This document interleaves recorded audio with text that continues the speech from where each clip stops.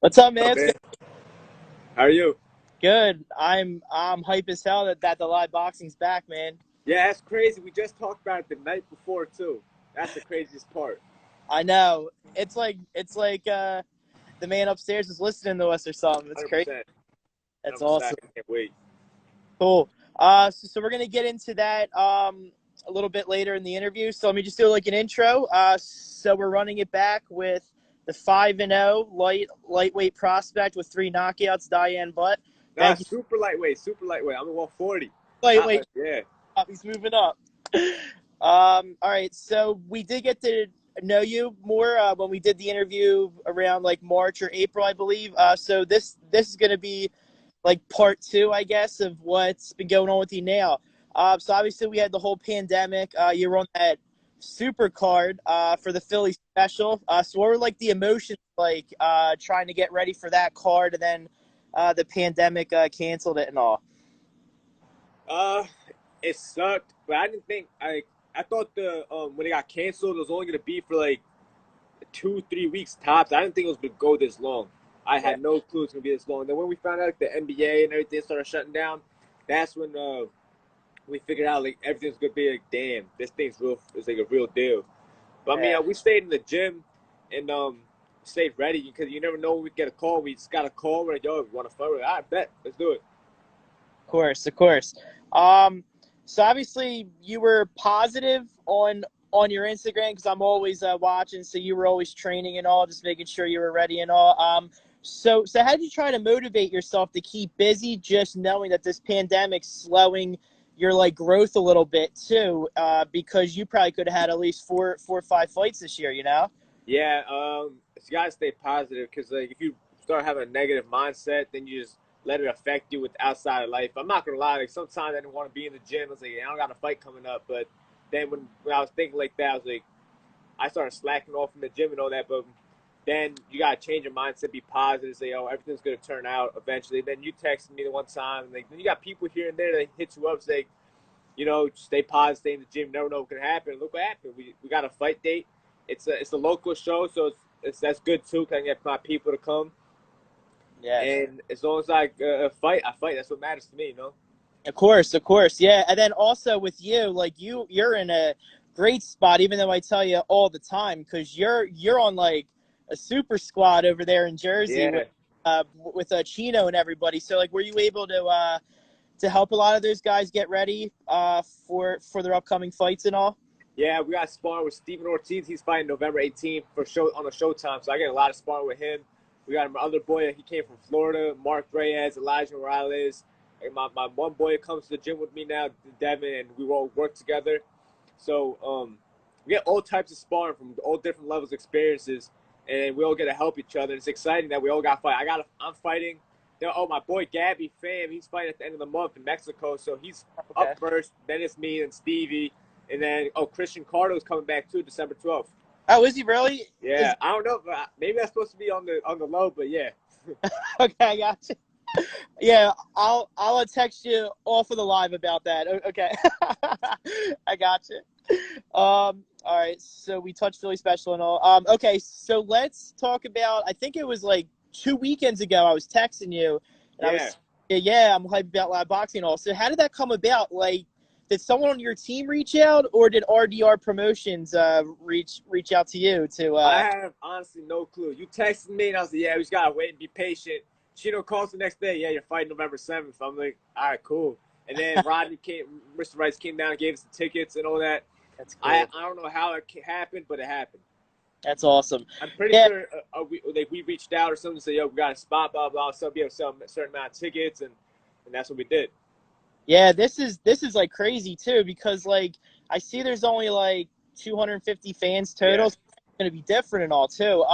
So like, was it like tough to try to limit who you were offering like tickets to, or was it just basically a first come first serve? Yeah, I don't ever like select who I want to sell tickets to. If you ask for a ticket, I'm gonna give it to you. I'm not gonna, oh, I can't give it to this, because the ones who want to go are gonna go, and Of the ones course. who they can wear a pump fake, they're gonna pump fake. So whoever got the money wants to buy the ticket will buy the ticket. And I actually only got like 4 tickets left. They gave me all $100 tickets. I got four left, so I'm probably gonna get rid of them today. Somebody's gonna come pick them up.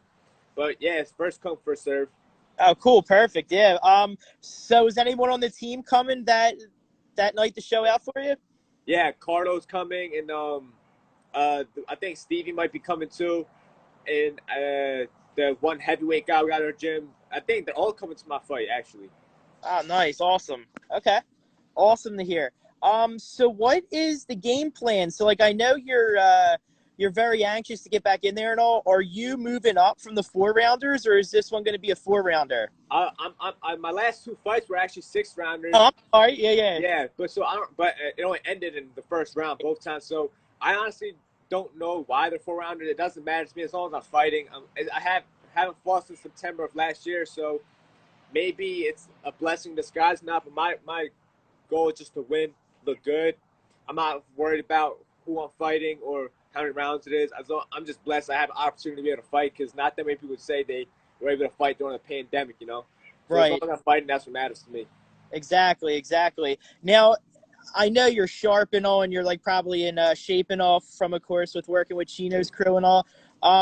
Is there like a certain game plan you want to have, or are you just trying to let your hands go and see what happens on the seventh? Basically, let your hands go and adapt. Because I'm not the type of person to watch footage. You know, I'll watch like the first round of the fight, first like minute or two, and then I'll assess my situation from there. Because you look at the first round or first two rounds, like that's that's gonna be like what the fight's gonna play out like. Because that's like when you got all your energy in the first two rounds. So I do that, and I just use my own boxing IQ and my own skills and just adapt because like you never know what you can match up with because somebody might fight in a certain way with that person but might fight a complete different other way with another person, you know. Because look Right. what happened, for example, Lomachenko and Team We thought Yeah. Lomachenko was going to use all types of different angles and Yeah. all that with like he did with other guys, but with Teofimo, he couldn't do none of that. So you just got to adapt and adjust and use your boxing skills and let the hard work speak for itself. Yeah, that was actually one of my fun questions for you. I wanted to get your thoughts on the fight because, from me, as a boxing fan, for me, like it was weird. That wasn't like the Lomachenko that we were used to seeing, but like Tiafimo is a whole different animal. So like I Yeah, even like March when they were like planning it, I just had a feeling because he's like more hungrier and wants, and he has that swagger to him. So I knew he was going to yeah. beat, but I was shocked the way Loma just basically let him get the early rounds, and then like Loma started coming back, but I think what sealed it for Tiafimo was that huge 12th round. He just threw everything he had. I What were don't your understand what Lomachenko was going through his mind. Only threw like what I think it was 12 or 14 punches within the first 3 or 4 rounds. I understand you're a slow starter, but come on, man, you can't start that slow. Not only that, Tiafimo has honestly nothing to lose. He's going against arguably one of the pound for pound best. He's coming in as the B side. So like if he lost the fight, which he didn't, it would have been like, okay, you lost to one of the best in the world. It's not that big of a deal. But if he wins, he's a superstar, which he is now. Yep. So he had nothing to lose, so he just put it on the table and did what he said he was going to do. So I personally did not think it was going to play out like that. I thought Loma was going to pick him apart and like do all these different angles, but he took all that away. Yeah. And maybe it had to do something with the size difference or the year layoff, but I think just Tiafimo was just a better boxer than that completely. Yeah. Oh yeah, for sure. And I'm really excited to see what happens with Tiafimo next, who's like willing to Yeah, step up. He has to fight a mandatory, so he's got a ton of options. Loma, I'm very curious to see if he just takes time off and maybe goes a different route, maybe tries to move up or move down. It's going to I be think interesting. he has to go back down to 30. He's too small for Yeah. 35. Yeah. Way too small for 35. Mm-hmm. And I Yeah. feel like people are going to try to apply what Teofimo did, especially the bigger 35 pounders. So I think his best bet's go down to 30, get about a 30, and then Shakur get about a 30, and then eventually unify, do an undisputed thing again, get all the belt, make it an undisputed championship again for him and Shakur. I think that's what's going to happen towards the end of 2021. Yeah, I actually like him a lot. He's like on my radar. I mean, like I know like they're trying to press that he's the next Mayweather, but like I truly think he is. Like he is. Shakur? Yeah, Yeah, I love. he's a stud. I think he's a great pure boxer, beautiful boxer Mhm. too. Oh yeah, But is Loma gonna respect him the way he respected Tiafimo's power? I think that was the biggest thing too. I think he underestimated how strong Tiafimo was and how yeah. fast he was. Oh yeah, for sure. Is he gonna do the same with Shakur? I don't think so. But we gotta guess wait and see because we said the same thing for Tiafimo. So we never know until it happens, you know. Yeah. So I have two more boxing questions for you. I'm gonna let you go. So the first one is actually one of your teammates, great former champ, Tevin Farmer. So I just wanted to get your thoughts. So like, obviously, when you sign a contract, if you lose, you kind of have that mandatory rematch. It seems like JoJo's trying to pull some type of stuff I see like on his gram and also like Yeah, what what's your thoughts on that whole situation? Do you think Tev's gonna wind up getting the rematch? I hope so. I don't know what's going on because the whole coronavirus thing going on, and I don't really know much about the situation. I just know that there was a rematch clause, and I've been seeing that JoJo's not trying to honor that contract. So I hope Tevin gets it. 'Cause that's like my big bro. It's my man. Like, I Yeah. learned so much from him, and I feel it's only right because it's in the contract, man. You can't break something that's legally binding. But I just hope he gets it, man. And he deserves it. He's looking super super sharp now. Is he? Cool. Yeah, very good. Yeah, I mean, like people, like of course, there's like haters and stuff. So like people are like, he didn't fight nobody. But like no, like if you actually watch the fight, that that headbutt collision, like that wasn't the same Tevin that we're used to Yeah, it seeing. was not the same Tevin.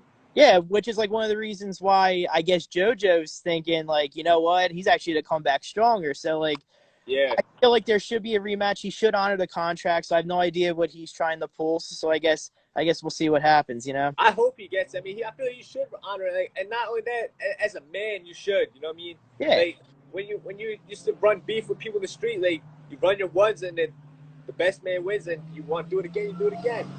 Right. I think you should do it. Have honor, but who knows what their side gonna do, what Golden Boy's gonna do. Yeah. But it's in the paper. You gotta respect it. Yeah, you have to. So I'm sure they'll probably have it worked out. I think he's just trying to get out of it so we can move Yeah. on and fight some other guys like a tune-up. But yeah, we'll see. I mean, I'm really hoping that Tev gets it and Man, I hopefully. hope he gets it back, and he probably would probably in 2021 when the whole pandemic thing starts to blow over. Mhm. But who knows, really? Yeah, exactly. So my last question for you. This one's a fun one. So like over the pandemic, it was like really cool. Some like boxing experts and even some of the boxers and even like some of the Philly hoop ballers were like joking around with the hypothetical matchups, like which neighborhood was better and stuff in basketball. So I'm gonna ask you boxing. So, of course, this isn't you trying to call anybody out, but who would be your favorite hypothetical fight? Would you want to fight from Philly? No, I respect everybody from Philly, but in my weight class, I'm trying to figure who's at my 140 in my weight in Philly from Philly. 140. I'm trying to think. Because let's see, It, Ennis is 147. yeah, and it's 147. I think I'll have to move up if I want to fight. I don't think there's about 140 pounders in Philly. There's mostly Yeah, 135s. Paul Paul Kroll's like 147, but I Yeah, don't think they Paul will all go. fight. They all fight 47. I'm trying to figure it out. Actually But tough. I can give you a name that's like a big name, but that's not from Philly. Yeah, A sure. big name. I want Lomachenko too now. I love it. Now, at 140, Jose Ramirez. I think he can't. He can bang, but he can't box. They, I thought, honestly, me personally, I think Victor Postal edged it out. They, I thought he just not exposed. Not to say he got exposed, but he showed Jose Ramirez is one dimensional. Oh yeah, So with that being said, I think if Tiafimo actually goes to 140 and fights Ramirez, this could be a problem. yeah. I think, yeah, I Yeah. think he's I gonna avoid think Tiafimo. yeah. I think that would be a great move if you move up to 140 and try to take all the belts up there too. I I feel like that think it's very possible. for Very sure. possible. All right. Yes. So this one was short and sweet. So hopefully we run it back again. I'll text you on fight night, of course, to show to let you know where I'm sitting and all, and we'll grab a Yeah, pick. make sure you see me at fight night because I always miss you at the fights. I know, I know. I'm gonna. I usually don't like to bother the fighters on fight day, so I'll just text you in the morning. I wish you luck, Sounds good. and then if you look at your phone post fight, I'll shoot you a text like after the fight, and then I'll let you know where I'm sitting and all. All right. Sounds good. If you want to interview after the fight too, let me know. I always like to talk to people after the fights. All right, Dave. Thank you so much. I'll see you on fight night. All right, bud. Thank you, man. Appreciate All it. right. Yeah. All right. So that was one of my favorite.